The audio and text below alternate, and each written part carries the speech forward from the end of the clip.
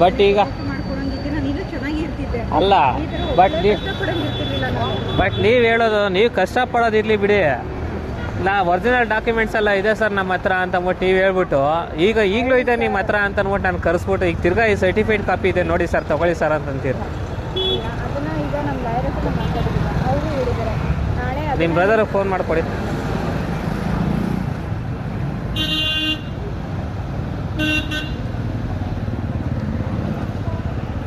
ಕಣ್ಣು ಮುಚ್ಕೊಂಡು ಒಬ್ಬರು ನಂಬಿದ್ರೆ ನೀವು ಈ ಥರ ನಾ ಮಾಡೋದು ಹೇಳಿ, ಏನೋ ನಿಮ್ಮ ಕಷ್ಟ ಅಂತ ಅಂದ್ಬಿಟ್ಟು ನಾವು ನಿಮ್ಮನ್ನು ನಂಬಿದ್ರೆ ಸೈಡಿಗೆ ಬನ್ನಿ.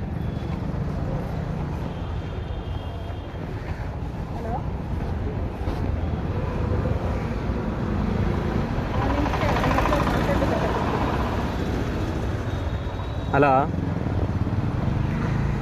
ಹಾಂ ಸರ್, ಈಗ ನೀವು ಫೋನಲ್ಲಿ ನೀವು ಕೇಳಿಸ್ಕೊಂಡಂಗೆ ಏನಂದ್ರು ಸರ್ ಇವರು? ಏನಂದ್ರೆ ಹೇಳಿ,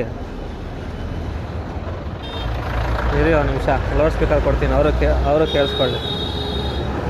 ಹೇಳಿ ಸರ್. ಈಗ ನಾನು ಅವ್ರ ಹತ್ರ ಕೇಳಿದೆ ಡಾಕ್ಯುಮೆಂಟ್ಸು. ಹಾಂ, ಈಗ ಅವರು ಲಾಯರ್ ಹತ್ರ ಕೊಟ್ಟಾಗ ಅವ್ರೇನೋ ಇದು ಡೈವರ್ಸ್ ಇಲ್ಲ ಅಂತ ಅಂತಂದ್ರೆ ಹಾಂ ಫೈನ್. ಈಗ ಸರ್ ಈಗ ಇವರು ಸರ್ಟಿಫೈಡ್ ಕಾಪಿ ನಾನು ಅಲ್ಲೇ ನೋಡಿದ್ನಲ್ಲ ಸರ್, ಒರಿಜಿನಲ್ ಐತಾ ಅಂತ ಅಂದ್ಬಿಟ್ಟು ನಾವು ಕೇಳಿದ್ದು, ನಮ್ಗೆ ಒರಿಜಿನಲ್ ಬೇಕು ಅಂತ ನಾವು ಕೇಳಿದ್ದು. ಮಿಸ್ ಆಗಿದ್ರೆ ತಿರ್ಗಾ ನಾಳೆ ದಿನ ನಮ್ಗೇನಾದ್ರು ಪ್ರಾಬ್ಲಮ್ ಬಂತು ಅಂದ್ರೆ ನಾವೇನು ಸರ್ ಮಾಡೋಣ? ಹಾಂ,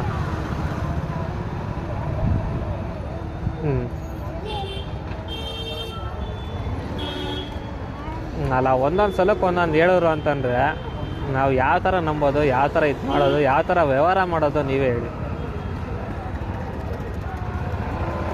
ಅಲ್ಲ ಕದ್ದು ಮುಚ್ಚಿ ಮೋಸ ಅಂತೇನಿಲ್ಲ, ನೀವು ಆ ಜೆರಾಕ್ಸ್ ಕಾಪಿನ ಕೊಟ್ಟು ಸರ್ ಇದೇ ಒರಿಜಿನಲ್ಲು ಸರ್, ಇದೇ ಸರ್ ಒರಿಜಿನಲ್ಲು ಅಂತ ಅಂದ್ಬಿಟ್ಟು ನೀವು ನನಗೆ ಹೇಳಿದ್ರಿ.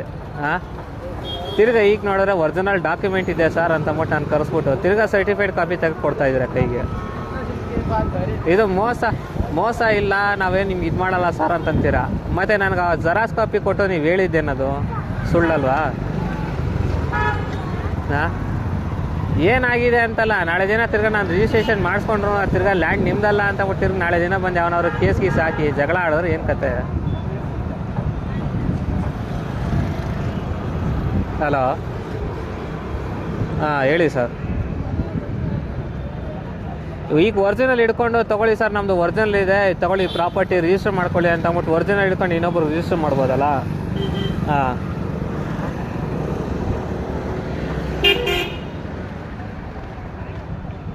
ಹೇಳಿ ಸರ್.